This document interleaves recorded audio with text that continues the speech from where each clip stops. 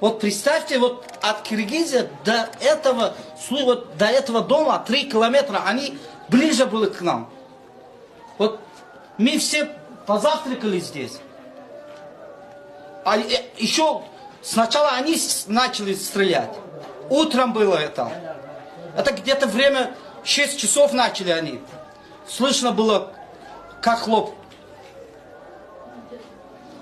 Вот у нас сейчас 2 пострадавшие. Пожилой вот здесь сидела. У нее ноги убрали, голову убрали.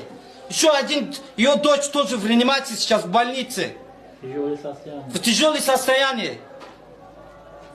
Говорят, вот первые таджики были. Мы сами слышали, оттуда влетели. Еще наши вот соседи в магазине тоже такое случай было. Мы все дети даже не представляли, чтобы война была. Если они начали бы таджики, они нас эвакуировали бы. Мы все дети мои, вот отсюда до школы 500 метров. Они были в школе, мы бегали в школу, чтобы дети забрать и подальше оставить дети. Это не же по-человечески. Не туда, вот отсюда вылетело, вот сюда ударился. Я сам лично в пакетах брал осколки, минометом ударили они.